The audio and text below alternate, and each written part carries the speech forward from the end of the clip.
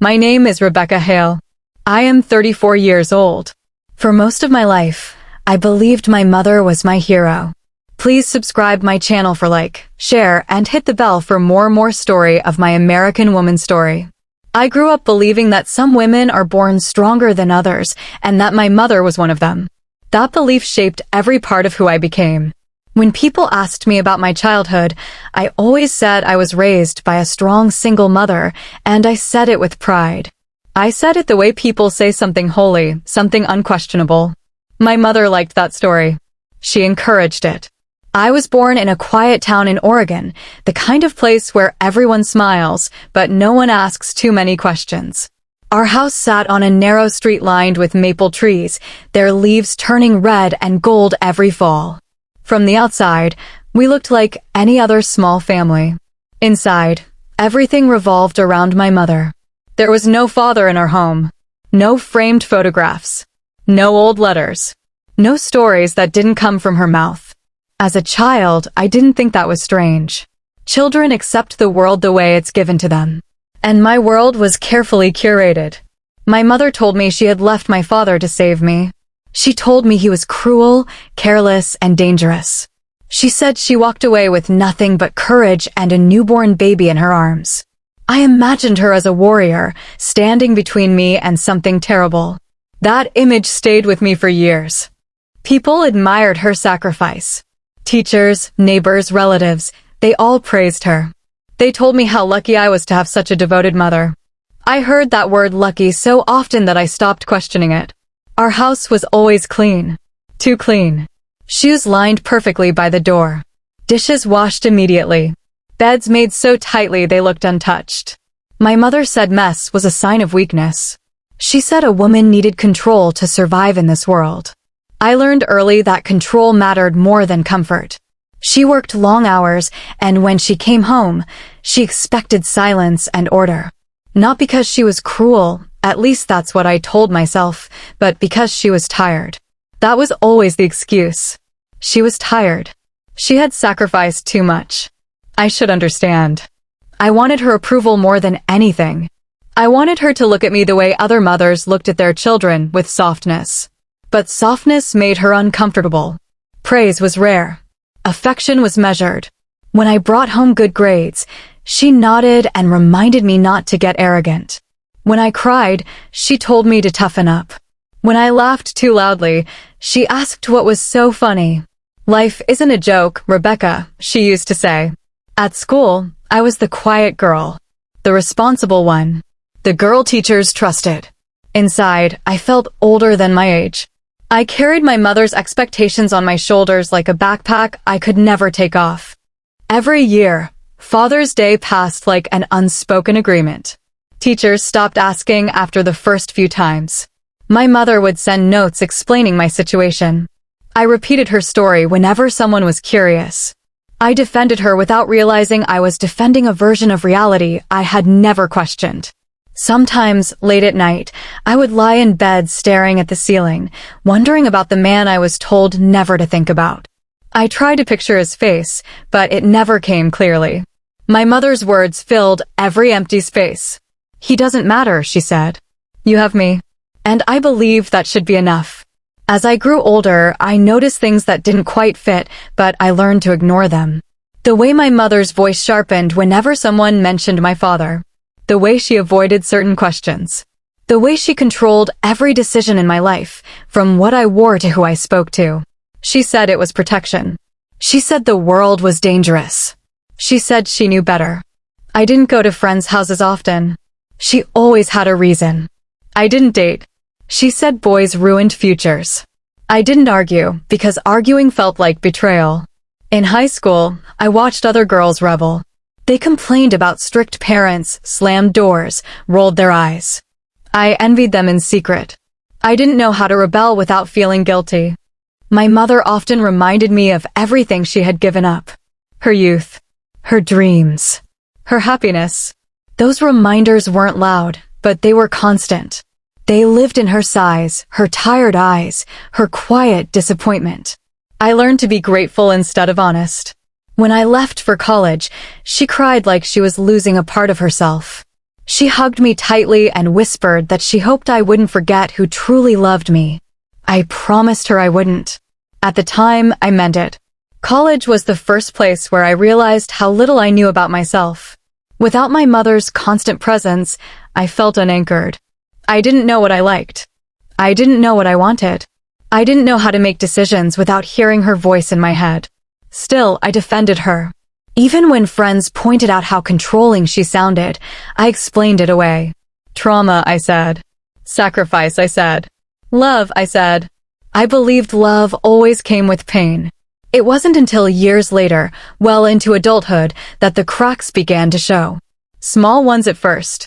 Doubts I pushed away. Feelings I couldn't name. I started realizing that my childhood had been quiet not because it was peaceful, but because I had learned not to speak. I started realizing that strength and control are not the same thing. And I started wondering, for the first time, whether the story I grew up believing was incomplete or deliberately rewritten. At 34, I can finally say this out loud. My mother was not the hero I thought she was. But understanding that truth would take me down a road I was never prepared for, a road that would force me to question everything I thought I knew about love, loyalty, and myself. And this was only the beginning.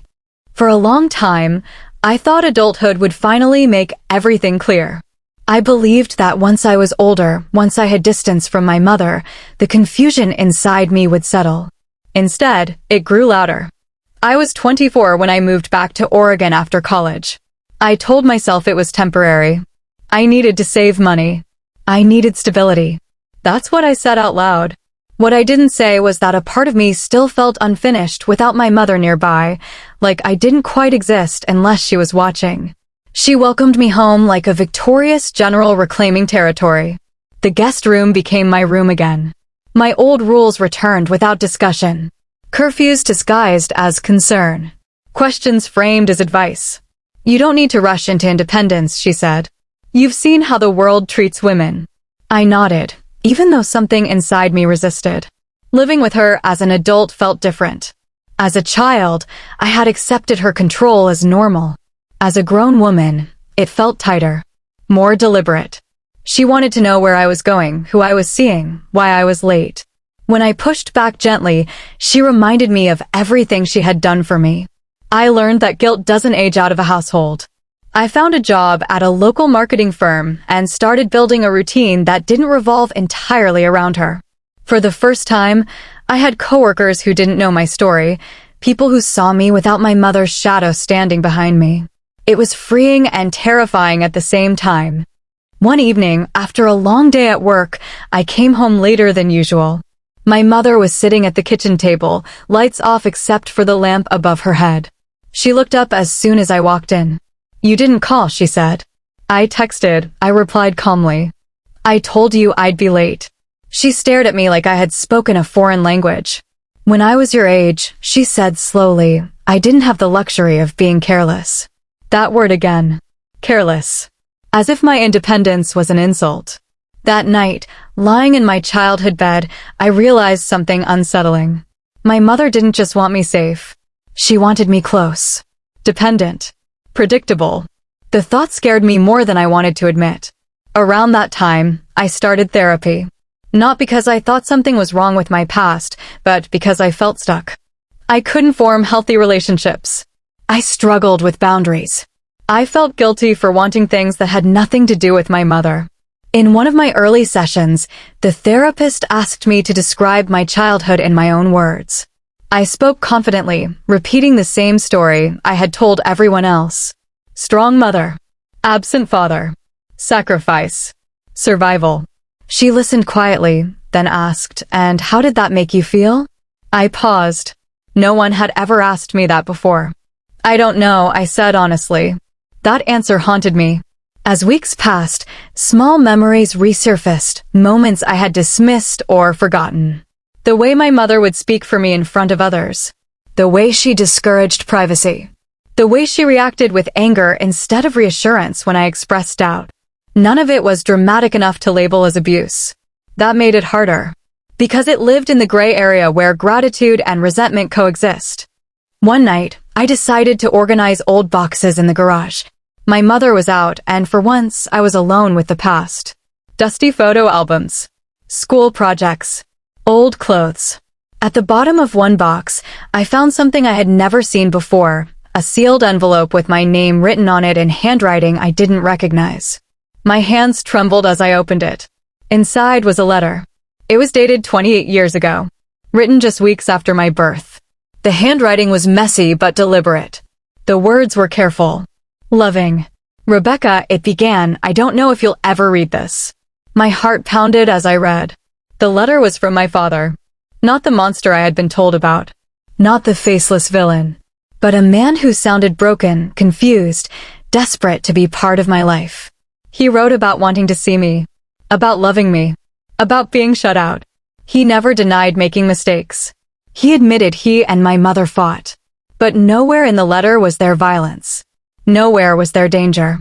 I sat on the concrete floor and cried until my chest hurt. When my mother came home and found me with the letter, her face went pale. Not with fear, with rage. You had no right, she said. You lied to me, I replied, my voice shaking. She snatched the letter and tore it in half. That man abandoned us, she snapped. I protected you. For the first time, I didn't back down. Then why was he writing to me? Silence filled the room.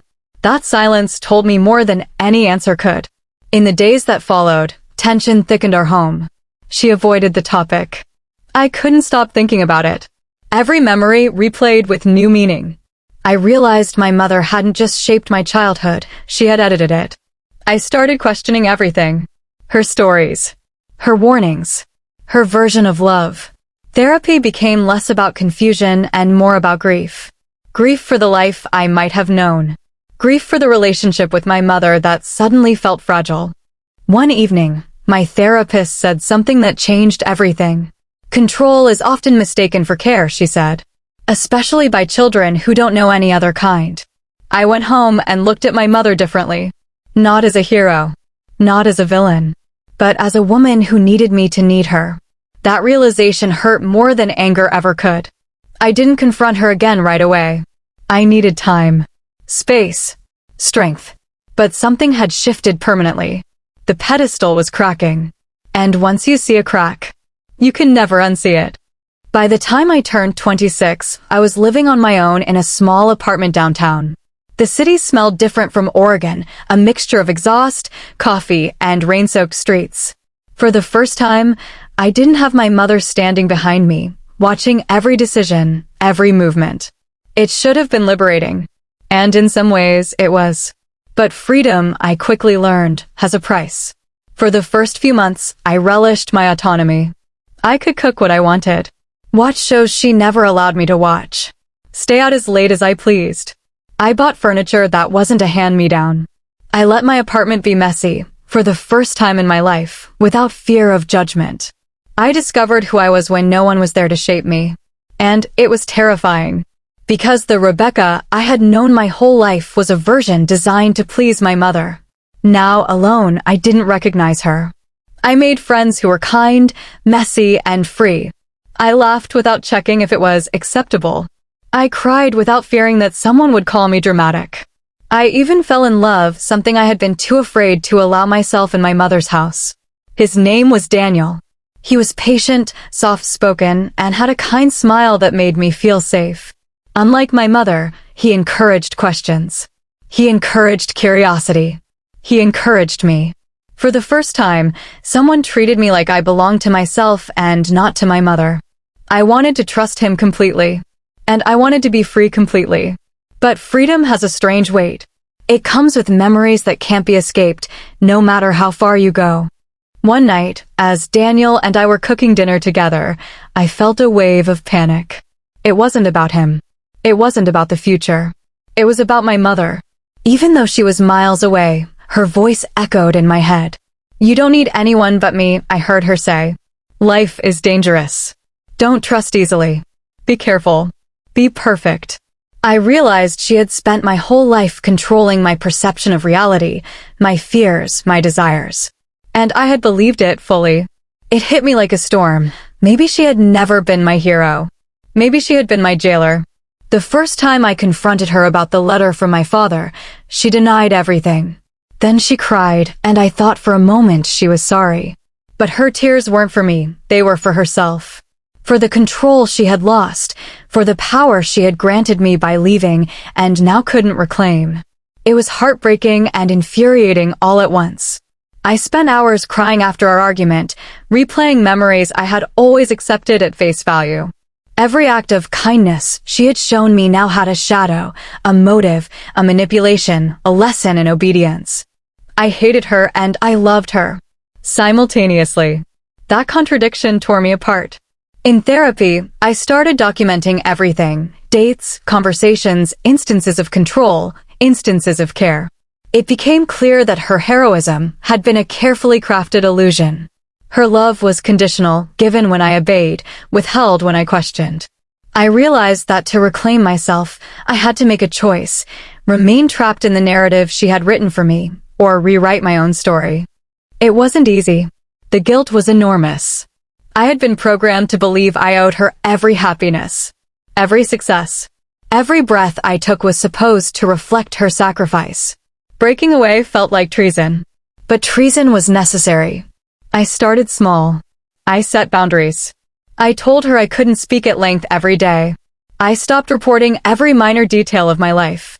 I began making choices for myself without fear of her judgment. She protested. Quietly at first, then loudly. She accused me of being ungrateful, of forgetting her sacrifices, of becoming someone she didn't recognize. And she was right, I had become someone new. Someone independent. Someone real. One weekend, I went back to Oregon to visit, not out of obligation, but because I wanted to see if a conversation was possible. I expected resistance, tears, maybe anger.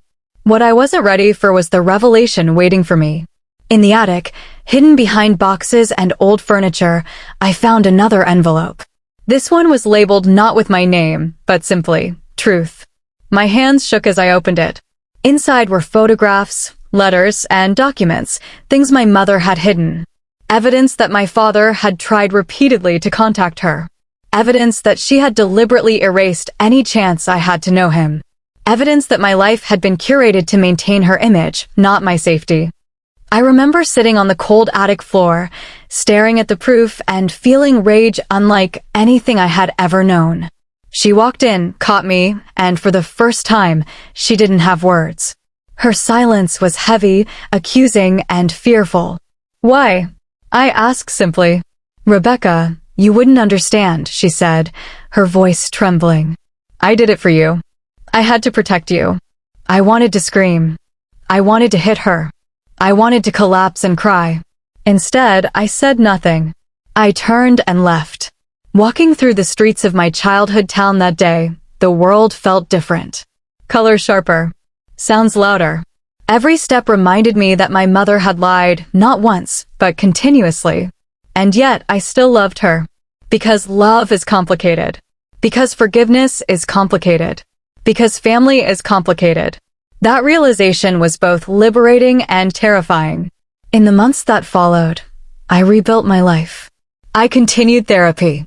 I talked to my father, cautiously at first, learning about a man I had only imagined. I met family members I didn't know existed. I learned that the world was bigger than my mother's story and that I had been kept small for too long.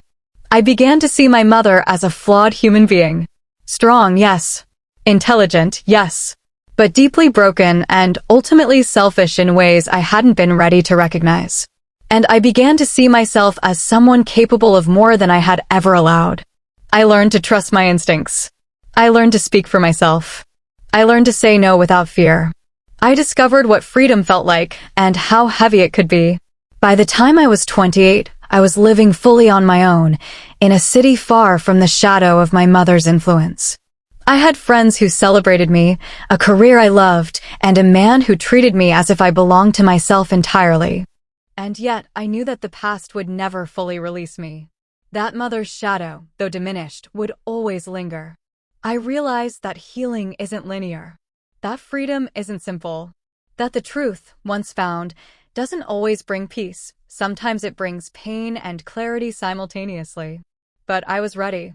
I was finally ready to live my life for myself. Returning home for the first time in months, I felt a tension that had nothing to do with distance. The town was familiar, every street corner etched in memory, but walking into my mother's house was like stepping into a battlefield I wasn't prepared for. I didn't know if I was returning as her daughter or as a stranger. When she opened the door, her face broke into that practiced smile, the one that said, "Everything is normal, nothing is wrong." But I could see the faint tremor in her hands, the tightness in her jaw. She knew I had changed. She knew the attic discovery had changed me. "I wasn't expecting you," she said, though her voice betrayed the lie. "I need to talk to you," I replied simply. She gestured for me to sit, and I did, on the couch that smelled faintly of lavender and old books. We stared at each other for a long moment, neither of us speaking. Then she sighed, a sound heavy with centuries of secrets she thought I would never uncover. "Rebecca," she began, "I know you've been angry." "Yes," I said. My voice was steady, but my heart was racing. "I am angry. And hurt. And betrayed. You lied to me. About my father. About everything." Her lips pressed into a thin line. "I did what I had to do. I protected you from him." I shook my head. Protected me from him?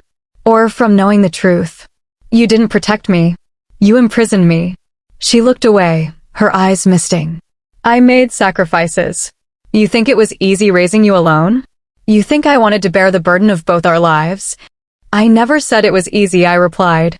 "I said it was wrong." For the first time, she didn't have a response. The room was quiet except for the ticking of the old clock on the wall. I realized then that silence could be louder than any argument. I stood up. "Do you know what it feels like to grow up believing a story that isn't true? To live your whole life in the shadow of lies?" Her shoulders slumped. "I thought I was helping you." "You were helping yourself," I said softly. "You were helping yourself feel like a hero. But you never let me be free to form my own opinions, to meet my father, to know the man I came from. You rewrote my history for your comfort." Tears pricked my eyes, and I fought to keep my voice calm. "Do you understand what you did? You stole my life. You stole the chance for me to choose my relationships, my feelings, my understanding of love. Everything I believed about my childhood, it's all been manipulated." She looked at me, the first glimpse of vulnerability I had ever seen in her. It terrified me because I had never realized how human my mother could be. She had always seemed invincible, untouchable, untethered by normal human frailties. And now here she was, trembling like any woman who had finally been confronted with her mistakes. I only wanted to protect you," she whispered. "No," I said firmly. "You wanted to protect yourself from admitting that life is messy. That people are complicated. That love isn't always perfect. You wanted to control me so you could believe you did everything right. But you didn't. You failed me in ways you'll never understand." Her face crumpled, and for the first time, I saw the fear that had been lurking behind her eyes all my life. Fear that her carefully constructed world would shatter. Fear that her daughter would finally see her for who she really was: flawed, selfish, human. I sat down again, exhausted by the torrent of emotions. I realized that confrontation was only the beginning. Words could not undo the years of manipulation, of careful lies, of orchestrated experiences designed to mold me into someone she deemed acceptable. But still, I needed to hear the whole story. I needed closure. "Tell me everything," I said. "Start from the beginning. Every lie, every omission, every secret." She hesitated. Her lips trembled. Then, in a voice barely above a whisper, she began. "You need to know that your father, he wasn't perfect," she said. "He had his demons. He made mistakes. Big ones. But he wasn't a monster. Not entirely." I listened, my chest tightening. Each word felt like a dagger and a bomb at the same time. The father I had imagined, a villain painted by years of my mother's narrative, was finally showing his humanity. "He wanted to be part of your life," she continued, "but I couldn't let him. I was scared. Scared he would hurt you. Scared that I had made the wrong choice. I tried to make the best decision with the limited knowledge I had. I could barely breathe. So you erased him. You erased him from my life completely. You lied, manipulated, controlled, and ensured I would never know him." Her head dropped into her hands. Yes, I did. And I am sorry. The apology was thin, fragile, and incomplete. But it was the first time she had ever admitted to wrongdoing. I need to process this, I said. I need to understand who I am without all the lies. I need to meet him. I need to know my real history, not just the story you decided for me. She nodded, tears rolling down her cheeks. I understand. And I will step back. I will let you make your own choices. But know this, everything I did out of fear. Out of love, in my own flawed way. For the first time in my life, I felt a shift. The balance of power had changed. The pedestal was gone, and I was finally standing on my own ground. Over the following weeks, I contacted my father. The reunion was awkward, filled with tentative words, hesitant smiles, and the weight of years lost. But it was real, unfiltered, and it was mine. I discovered that the love my mother had spoken of wasn't the only love possible. There was another kind, imperfect, messy, patient, enduring, and I could choose it. Meeting my father changed me. It altered my understanding of family, trust, and resilience. It taught me that strength wasn't about controlling someone else's life. Strength was about allowing people to exist, to grow, to be themselves. I began to rebuild my identity, piece by piece, memory by memory. I re-examined childhood events with fresh eyes, understanding that her intentions had been complex, but her actions had consequences. I learned to forgive, not fully, not quickly, but in ways that allowed me to move forward. That summer, I spent more time with my father, talking, laughing, and even crying together. I began to realize that my mother's heroism had been a story I told myself to survive. The real heroism was in embracing the truth, however painful, and forging my own path. By the time autumn arrived, I was living in a city far from the shadows of my childhood. I had a job I loved, friends who supported me unconditionally, and a newfound sense of self I had never known. Yet, the journey was far from over. Understanding the past opened doors to questions I had never dared to ask. Who was I really? Who could I become without the weight of my mother's expectations? And how could I navigate the complex web of love, anger, and forgiveness that had defined my life? The confrontation with my mother was only the beginning. The truth had been revealed, but the process of healing, reclaiming, and building my own life, free from her control, was just starting. I realized that breaking free didn't mean abandoning love. It meant understanding it in its truest, most honest form. And for the first time in decades, I felt the possibility of living a life that was genuinely my own. After confronting my mother and discovering the truths she had hidden for decades, I returned to my own life feeling unsteady.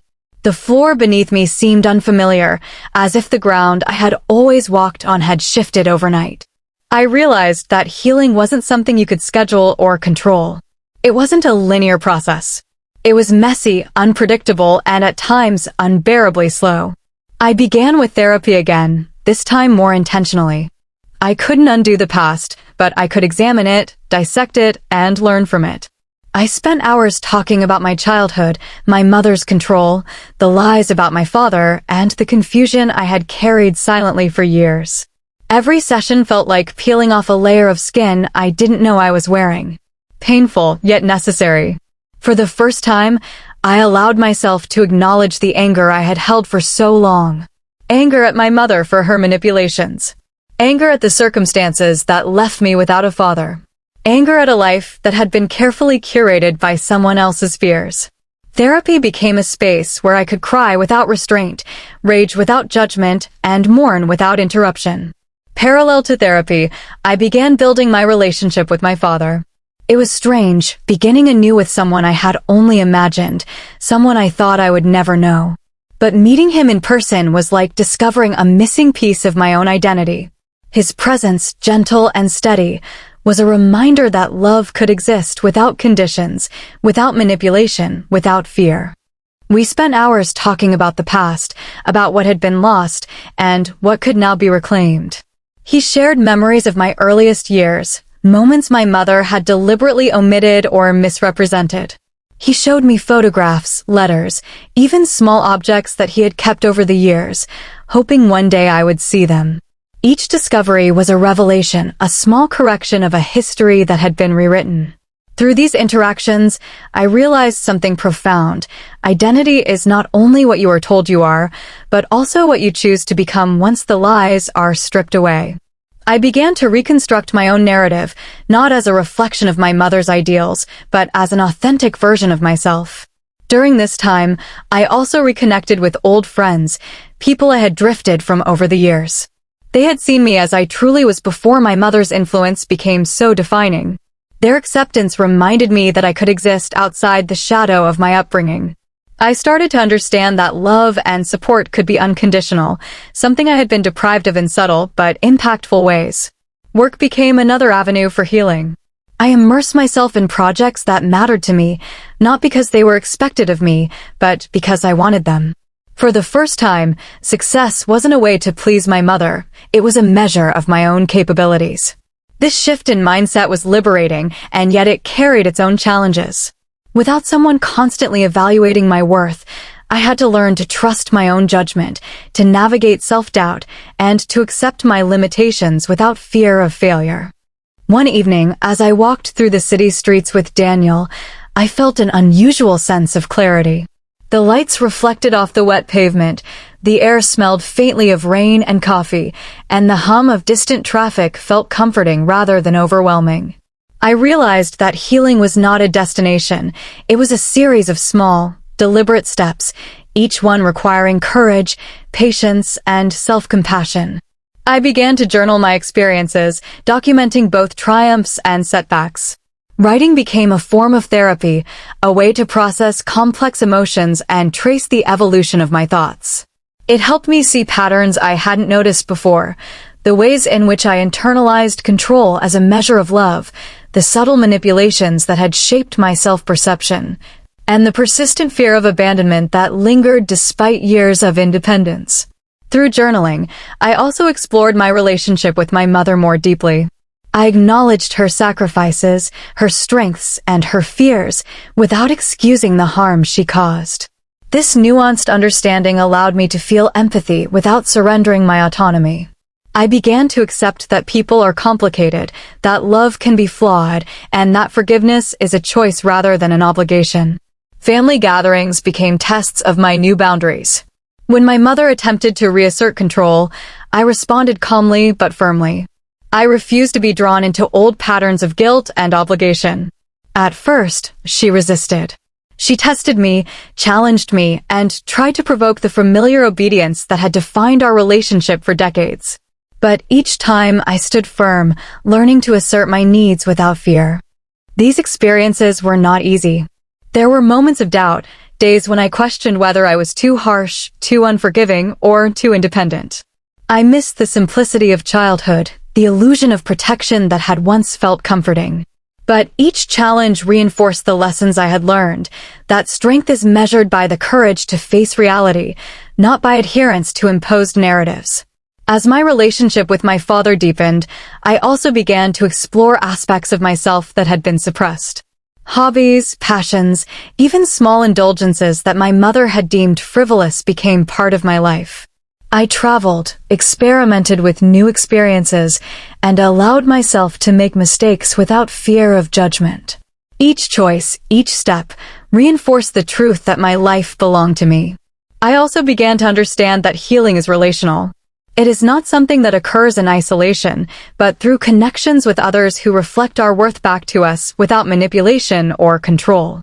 Daniel's patience, my father's presence, friends' unconditional support, these became the scaffolding upon which I rebuilt my sense of self.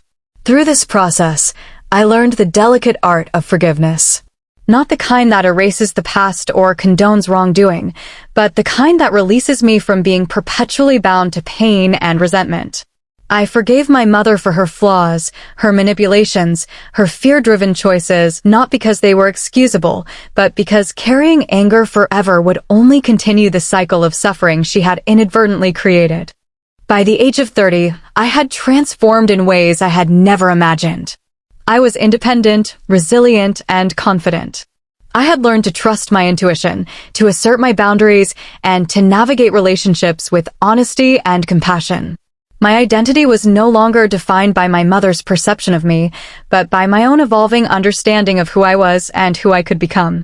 One afternoon, while walking along the riverbank, I reflected on the journey that had brought me here. The memories of control, deception, and manipulation no longer felt like chains, but like markers on a map, reminders of how far I had come. Each painful revelation, each confrontation, each moment of doubt had been a stepping stone towards self-knowledge and empowerment.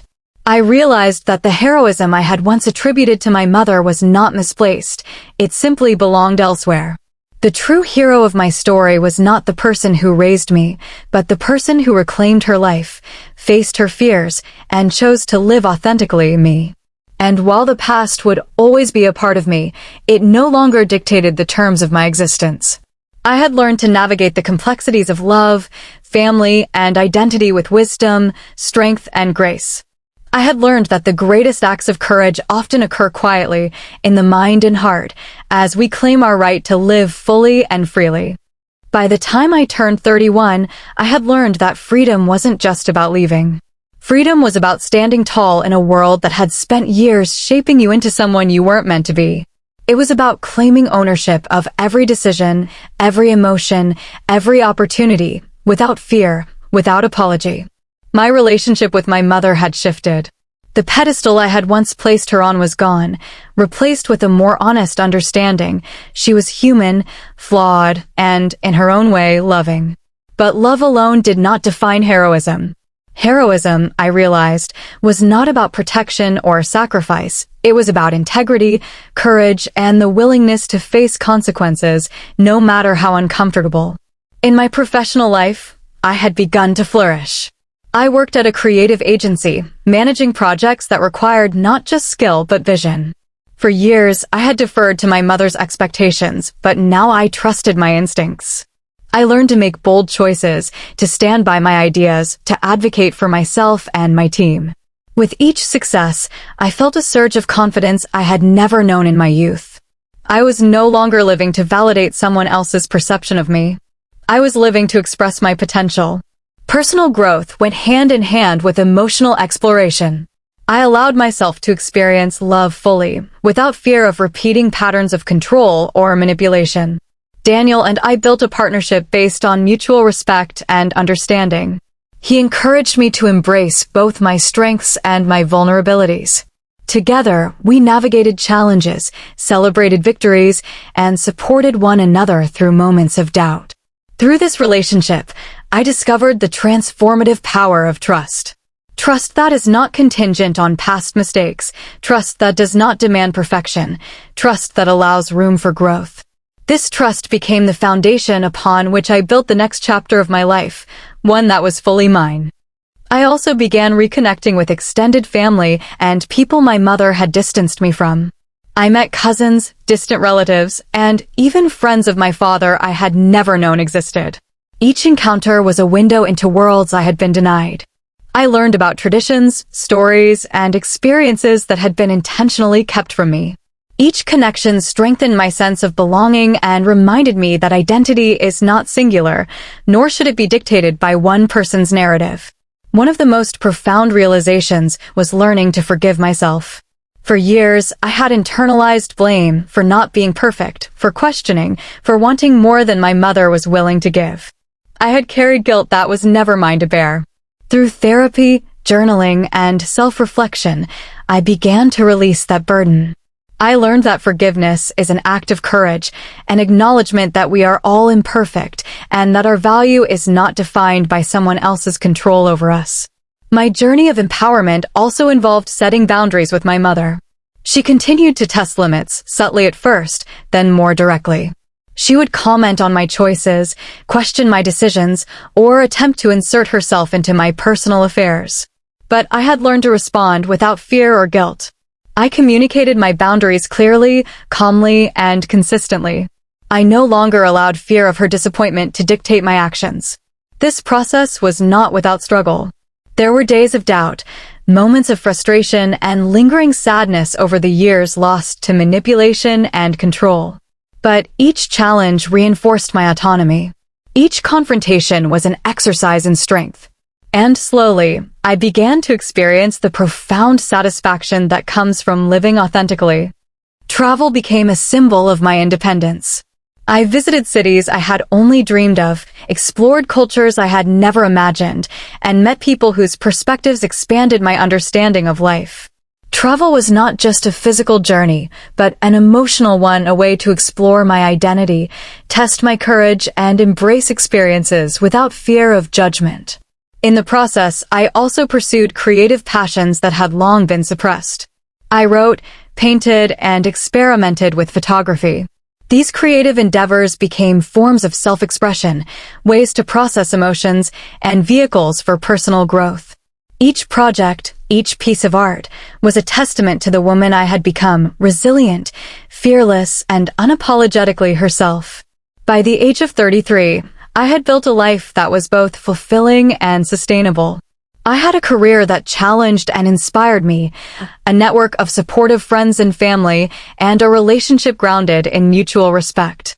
Most importantly, I had reclaimed my identity, understanding that I am not defined by my mother's choices, my father's absence, or the narratives imposed upon me.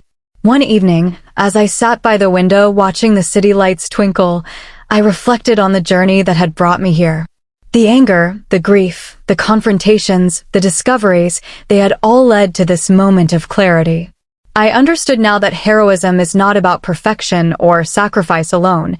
It is about courage, integrity, and the willingness to face truth, no matter how uncomfortable. I thought my mother was my hero.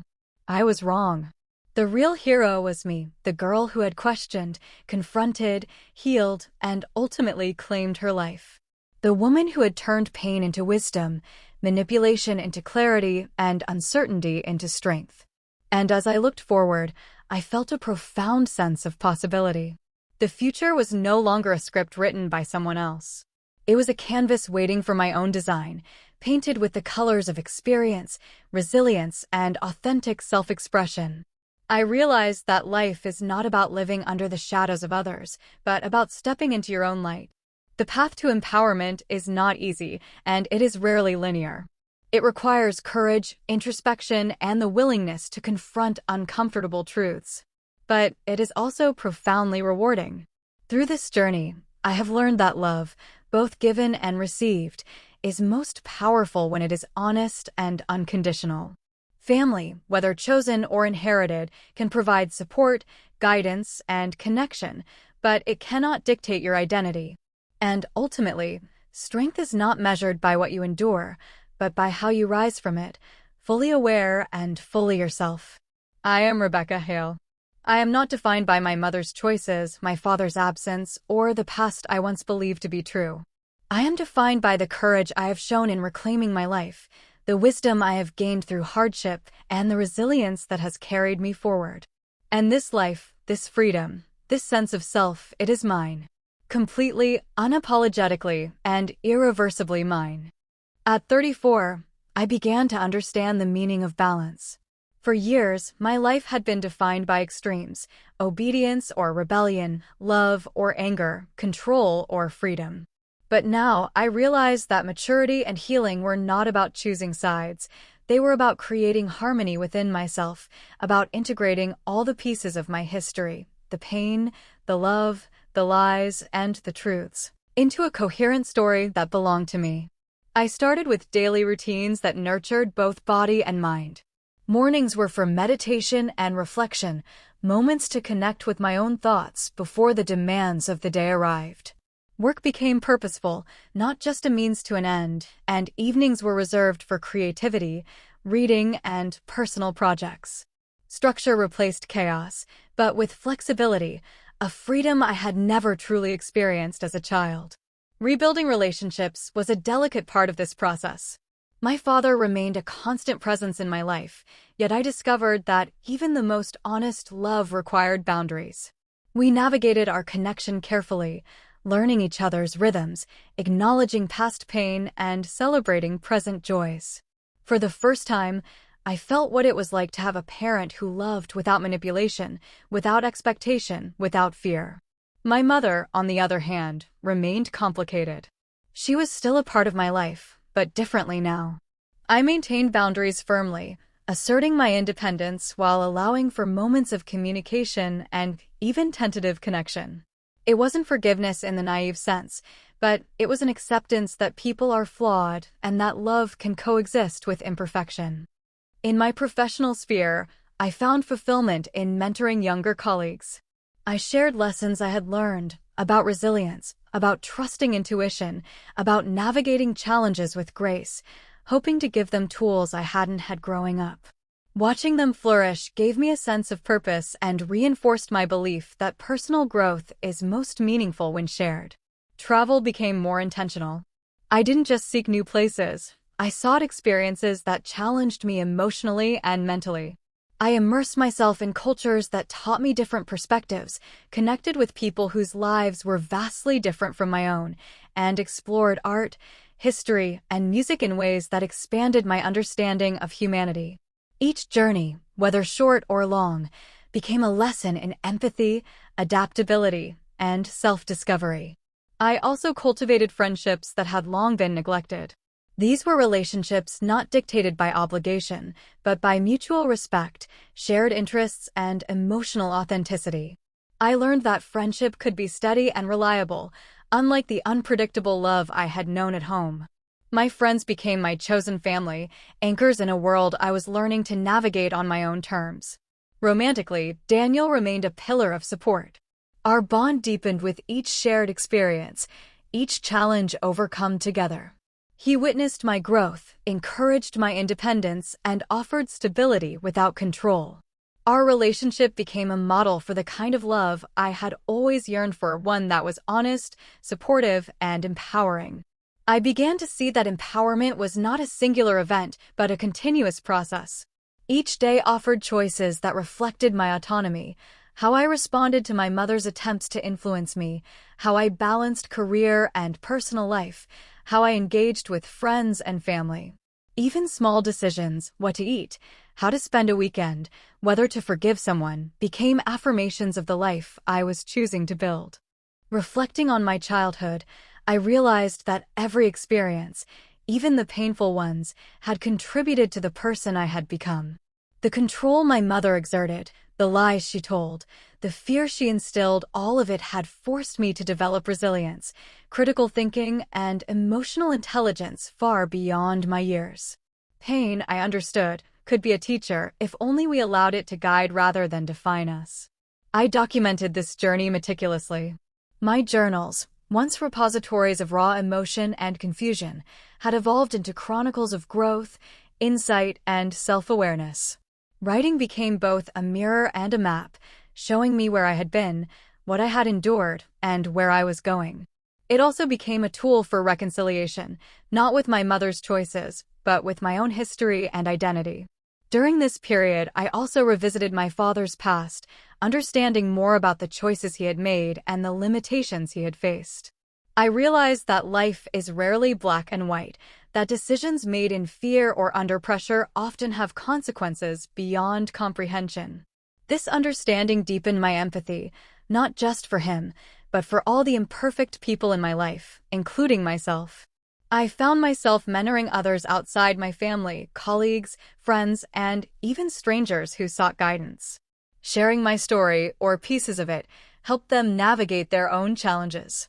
In doing so, I discovered the transformative power of vulnerability. Speaking honestly about my past, without shame or embellishment, became a form of liberation. As the months turned into years, I embraced a rhythm of life that was fully my own. I celebrated achievements without needing validation, grieved losses without guilt, and loved deeply without fear of manipulation. Independence, I realized, was not merely about living alone. It was about cultivating inner strength and emotional intelligence, about claiming the right to exist authentically in a world that often imposes expectations. Reconciliation with my mother came slowly and intermittently. We reached a place where communication was civil, occasionally warm, but always bounded by respect and honesty. I no longer looked to her for validation, and she no longer tried to assert control.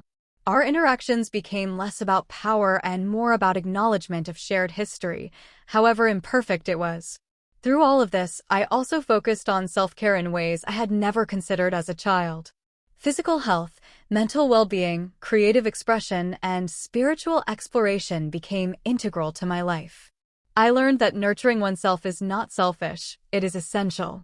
It is a foundation upon which relationships, careers, and personal fulfillment can be built. I began to teach workshops on personal empowerment and resilience, sharing insights from my journey. The feedback from participants was humbling and affirming. Many told me they had seen parts of themselves in my story, had found courage to confront their own pasts, or had learned strategies to navigate complex relationships. The work reinforced my belief that empowerment is contagious, that one person's journey can inspire and uplift countless others.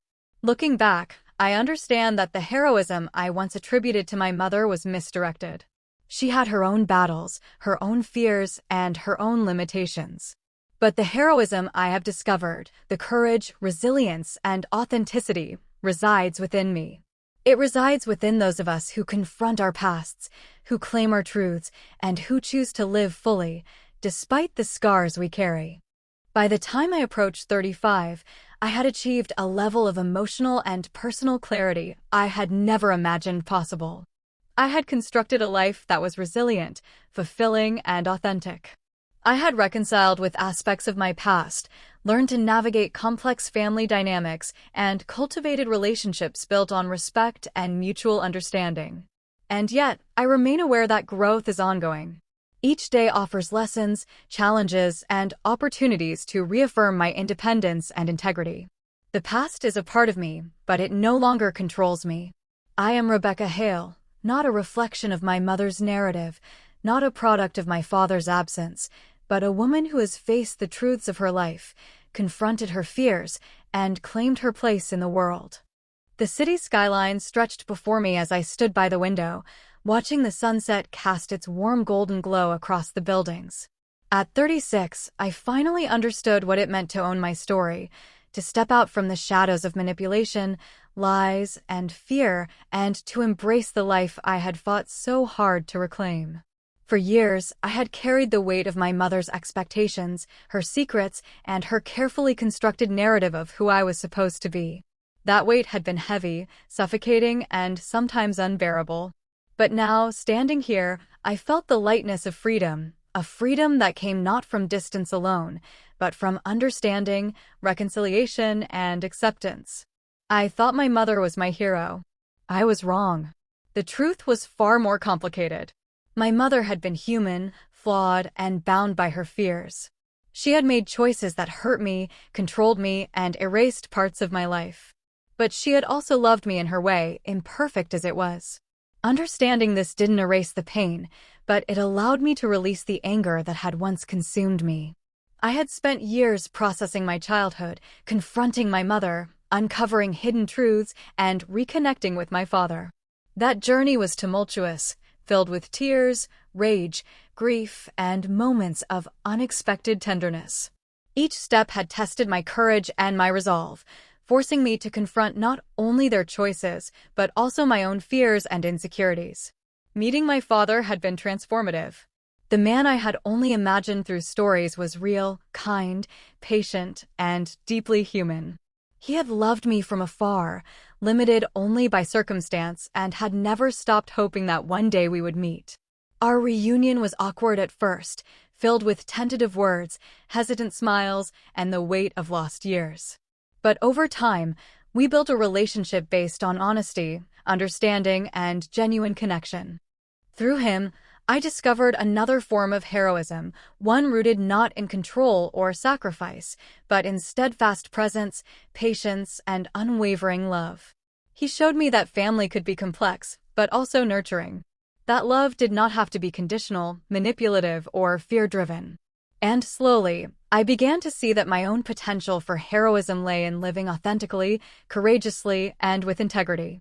My mother and I reached a fragile, cautious reconciliation. It wasn't perfect, and it never would be. But it was honest. We communicated with boundaries, acknowledging our shared history without letting it dictate our present. I learned that forgiveness does not mean forgetting or excusing harm. It means choosing to release the hold of the past, to reclaim your own life without being bound by resentment. I began to understand that the most important relationships in life are built on trust, respect, and mutual growth. I cultivated friendships that were steady and affirming, pursued a career that challenged and inspired me, and nurtured a romantic partnership with Daniel that was based on love, equality, and shared vision. These relationships became a reflection of my growth, evidence that I could choose my connections, my influences, and my path. Empowerment, I realized, was a daily practice. It was not a single moment or decision, but a series of choices that reflected my values, my priorities, and my understanding of self-worth. Each time I asserted a boundary, spoke my truth, or pursued my dreams, I was reaffirming that my life belonged to me. That autonomy, once denied, was now celebrated and cherished. I embraced travel, creativity, and exploration as forms of healing and self-expression. Each journey, each artistic endeavor, each new experience became a testament to the life I had fought to claim. I painted, wrote, photographed, and explored, not to impress anyone, but to express the fullness of my identity. These acts of creation were both liberating and empowering, a declaration that I was no longer constrained by fear or manipulation. Through mentoring others and sharing my story, I discovered the profound impact of vulnerability. Speaking honestly about my journey, about my struggles and triumphs, allowed others to see their own potential for growth.